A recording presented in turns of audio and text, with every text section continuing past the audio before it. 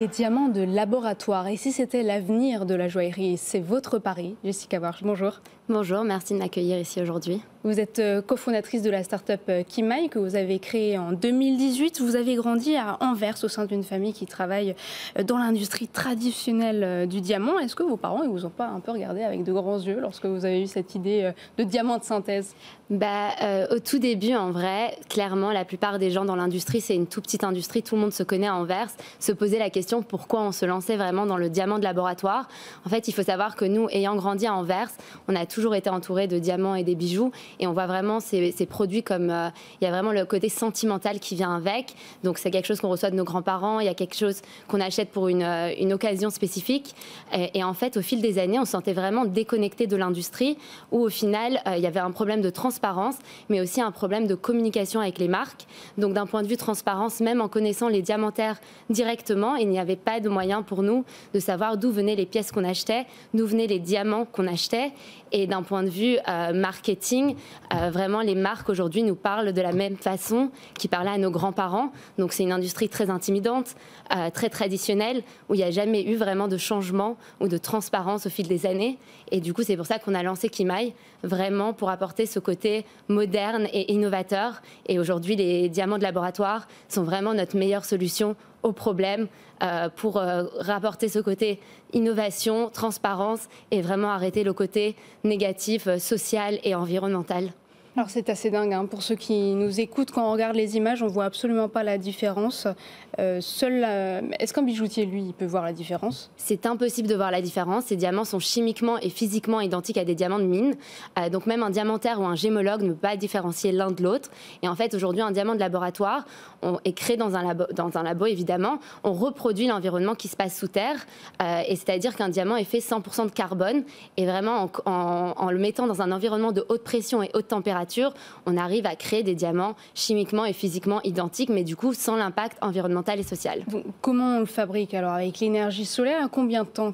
Comment ça fonctionne concrètement? En gros, ça prend entre 6 et 12 semaines. Et nous, on essaye vraiment de travailler avec des laboratoires qui utilisent de l'énergie renouvelable. Et donc, comme je disais, c'est souvent dans un environnement de haute pression et haute température. Et ça commence, le premier diamant de laboratoire a commencé avec un pépin de diamant de mine, on dirait.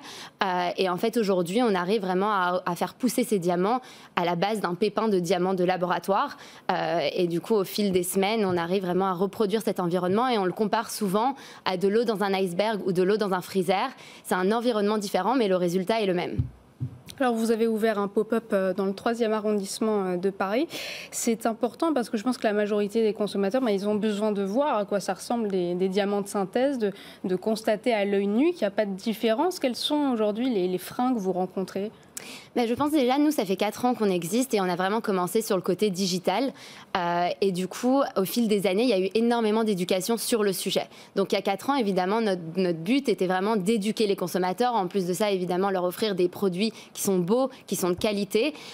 Donc, on faisait vraiment énormément d'éducation sur les réseaux. La presse également, ça nous a aidés.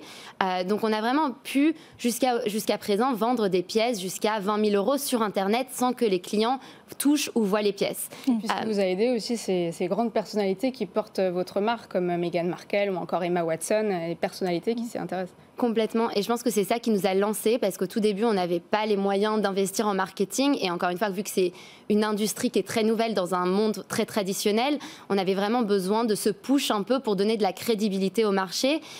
Et du coup, donc, comme je disais, nous, on est très proche de nos consommateurs. Donc, même si on n'a pas de présence physique, on fait des calls Zoom, on est sur Instagram, on envoie des vidéos. Enfin, on essaye vraiment de les mettre à l'aise avec le fait que, voilà, on vend des bijoux sur Internet à des prix quand même moyen de plus ou moins entre 1 000 et 5 000 €, mais on va vraiment jusqu'à 20 000 € également. Après, il y a le côté physique parce qu'on a lancé les bagues de fiançailles il y a 2 ans. Et du coup, pour le côté bague de fiançailles, qui est un achat un peu plus traditionnel, les gens recherchent quand même ce côté personnel où on peut rencontrer, voir les pièces en vrai et les toucher. D'accord. Donc, ouais. Justement, vous parlez du pop-up store. Alors, la question qu'on a envie de vous poser, c'est finalement qui sont vos clients aujourd'hui et qu'est-ce que vous avez appris d'eux en les rencontrant sur ce pop-up store? Qu'est-ce qu'ils viennent chercher chez Kimai?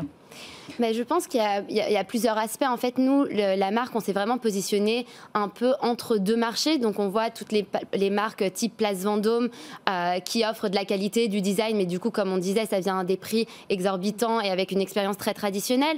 De l'autre côté, on a plein de jeunes marques qui se sont lancées au fil des 10 dernières années, qui sont très forts en digital, mais du coup, souvent, il n'y a plus de design, il n'y a plus de qualité. On ne parle pas vraiment de bijouterie fine. Et du coup, on s'est positionné entre ces deux mondes-là, où aujourd'hui on offre de la qualité, du design, le côté éthique et transparence, où pour nous, j'ai écouté un peu de ce que vous avez discuté tout à l'heure, le luxe aujourd'hui pour nous c'est vraiment avoir cette transparence-là. La traçabilité. Exactement. Exactement. Et la traçabilité est vraiment ce qu'on voit comme le luxe aujourd'hui. C'est pas une question de prix, mais c'est vraiment une question de savoir d'où viennent les pièces qu'on achète. Donc il y a vraiment ce côté-là où voilà, aujourd'hui on peut avoir des pièces de qualité avec ces diamants de laboratoire qui deviennent de plus en plus commercialisés, je dirais, et du coup à des prix plus abordables parce que voilà, on vend directement aux consommateurs. Et voilà. Dernière question, parce qu'on va devoir terminer. Est-ce que vous réfléchissez à vous installer de façon permanente après ce pop-up? Complètement. Je pense que ce qui est important, c'est vraiment d'avoir une balance entre le online et le offline. Et du coup, nous, c'est vraiment un test pour voir où on va dans l'année, pour peut-être ouvrir une boutique en propre. Voilà, de belles perspectives pour Kimai. Merci beaucoup, Jessica Barr. Je rappelle que vous êtes cofondatrice de Kimai. On passe